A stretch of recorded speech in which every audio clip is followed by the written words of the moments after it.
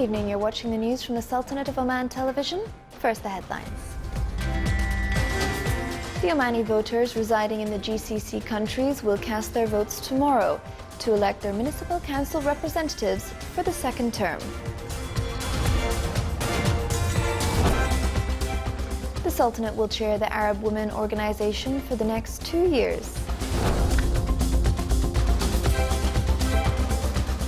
And Oman Diabetes Summit Conference discusses latest scientific achievements in monitoring and treating diabetes with participation of international experts.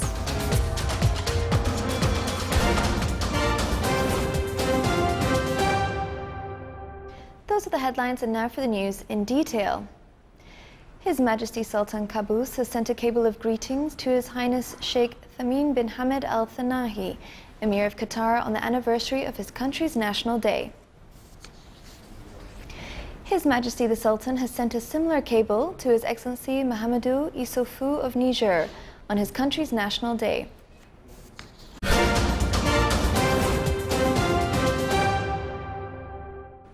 The Omani voters residing in the Gulf Cooperation Council countries, as well as students studying there, will cast their votes tomorrow to elect their representatives in the membership of municipal councils for the second term in the Sultanate's embassies in the GCC countries and the Trade Office in Dubai. The voters of the governorates of Dhofar and Musandam will also cast their votes on the same day in the centres that will be opened in the Wilayat of Baushir and the Governorate of Muscat, in Al-Ula School for Basic Education and Thuraya Al-Busaydiya School for Basic Education. In addition to employees working in the electoral committees in the Governorate of Muscat and in the centres which will be opened in the Governorate of Dhofar, Al-Nur School for Basic Education in Salalah.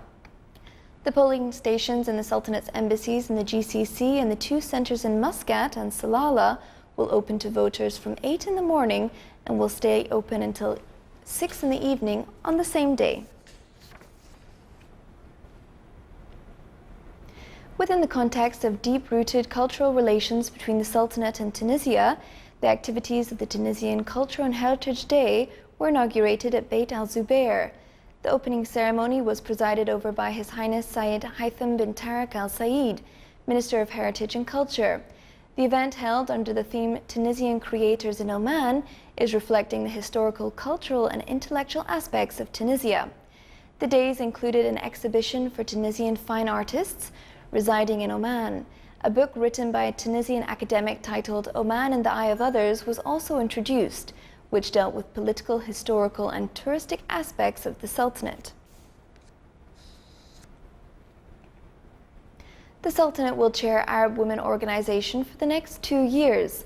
This came in the conclusion of the 6th Arab Women Organization Conference in Cairo. The conference recommended activation of women roles in decision-making positions, prepare and inaugurate database for Arab experts in various fields, in addition to designing financing programs which suit women conditions and situations, besides preparing a database for female Arab entrepreneurs in order to form a committee that guide their efforts towards supporting development in the Arab nation. The Sultanate delegation was chaired by Her Excellency Sheikha Aisha bin Khalfan Al Siabiya, Chairperson of the Public Authority for Crafts Industries and members of the Executive Board and Arab Women Organization.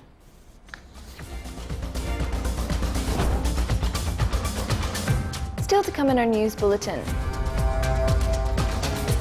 Kenyan authorities destroyed 16,000 elephant tusks to discourage illegal poaching.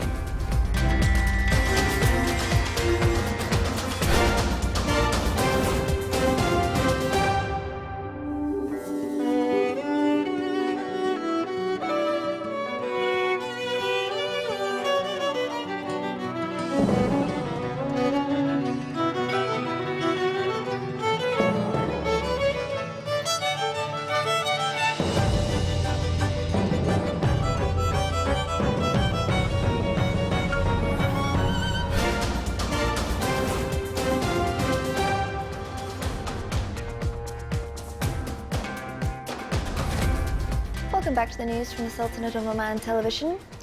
A conference on diabetes organized by Oman Diabetes Association in cooperation with the Diabetes and Endocrine Center was held under the auspice of Her Highness Dr. Muna bin Fahad Al Said, the Assistant Vice-Chancellor of Sultan Qaboos University for External Liaison. More details in the following report by Abdullah bin Ahmed Al-Rubai. Oman Diabetes Association plays a key role in keeping the momentum in the action to fight diabetes and to improve the lives of citizens living with diabetes. More than 300 healthcare participants from the government and private healthcare institutions gathered today in the annual conference on diabetes with the aim of updating and sharing knowledge and expertise with renowned international and national speakers, at the same time creating networking opportunities between large number of medical professionals in these spheres.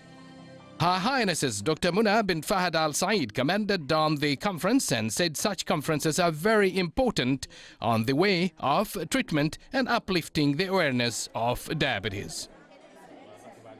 Today we have Oman Diabetes Summit number 2 for the whole day. We have 10 lectures to cover most of the latest strategy in diabetes management and prevention. Over 14% of the Omani population is living with diabetes, and this figure is rising and expected to continue to rise in the coming years. Add to this a great number of people who are living with type 2 diabetes but who are currently unaware of their condition, and the magnitude of the problem becomes greater still. Obesity is one of the greatest risk factors for diabetes. It's a very challenging condition that patients struggle with, and I think it's important for providers here and for the population at large to know that there are very good treatments for obesity now that need to be applied in consultation with your physician, in the community and in the healthcare setting, and that this is something that we can overcome together.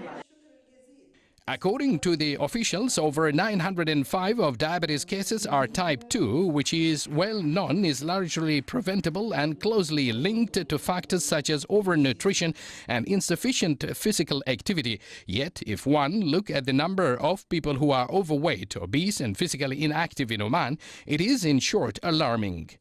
These trends all point to a need for more effective and targeted prevention, encouraging people to adopt healthy lifestyles, including balanced nutrition and sufficient physical activity. Is such more easily said than done. The ODA call upon all stakeholders and health allies to support the cause in truly reducing the burden of this problem and making Oman among the least affected with diabetes.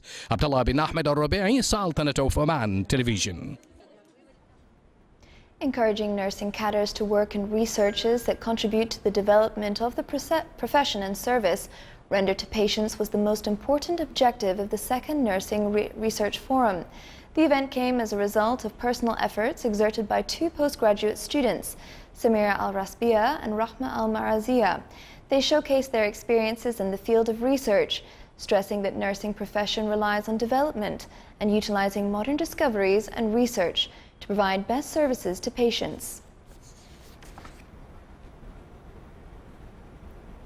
75 artistic pieces demonstrated the technical sophistication of Omani female talents in the field of fine art.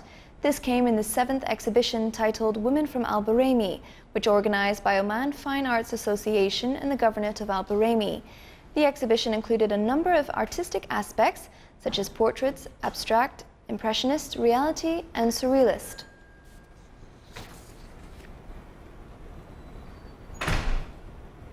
A ceremony was held in Al-Dahariz beach in the Wilaya of Salalah with the participation of many children from the Governorate of Dhofar, who brought illuminated balloons with the colors of the Omani flag. The event came to embody their love for their dear country and its wise leader, His Majesty Sultan Qaboos. It is a message of loyalty and allegiance by young participants to the builder of Oman. The event, organized by Oman Chamber of Commerce and Industry in the Governorate, also included other activities, such as poetry recitation performed by some children.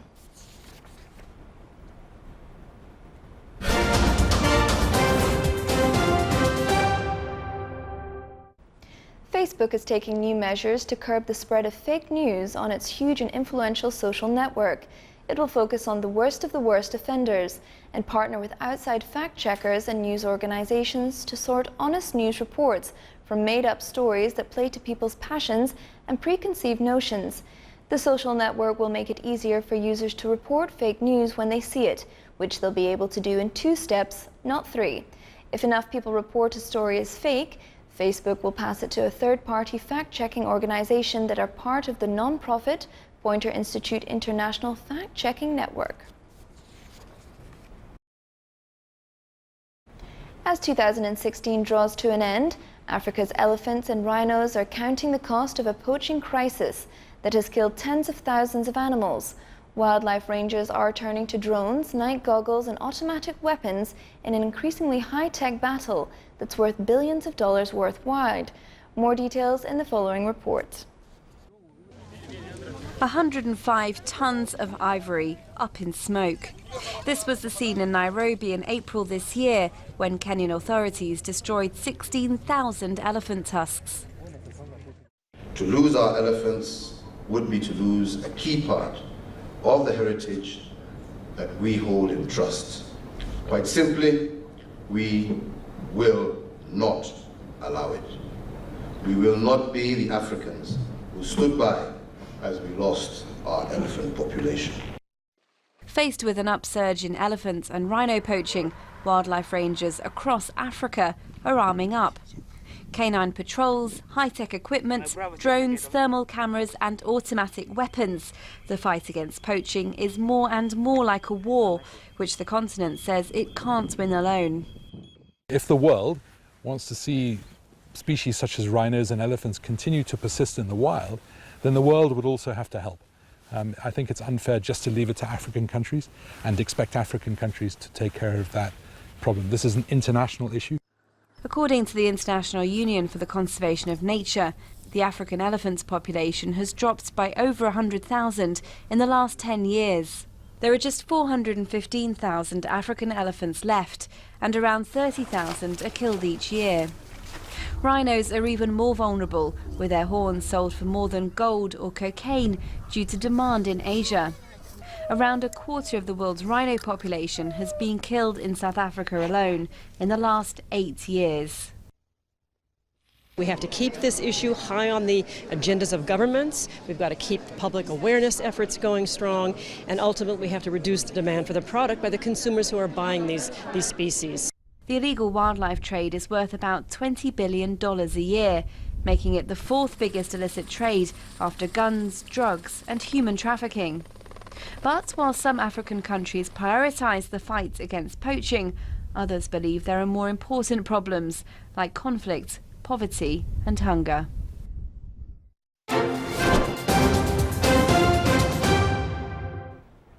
And now for the general weather forecast around the Sultanate. Clear to partly skies will prevail over the northern governorates. The rest of the Sultanate will have clear skies. Winds will be northeasterly to northerly light to moderate, occasionally active. Seas will be slight to moderate with a maximum wave height of 1.25 meters.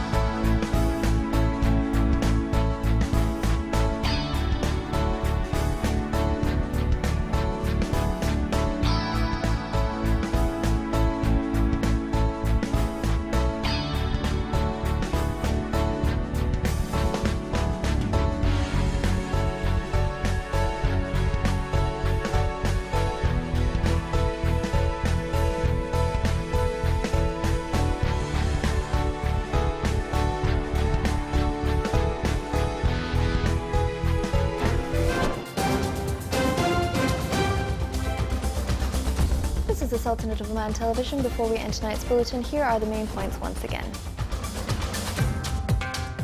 The Omani voters residing in the GCC countries will cast their votes tomorrow to elect their municipal council representatives for the second term.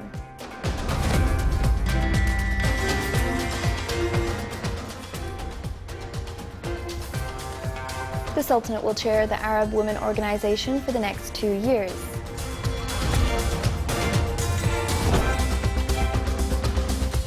And Oman Diabetes Summit Conference discusses latest scientific achievements in monitoring and testing diabetes, with participation of international experts.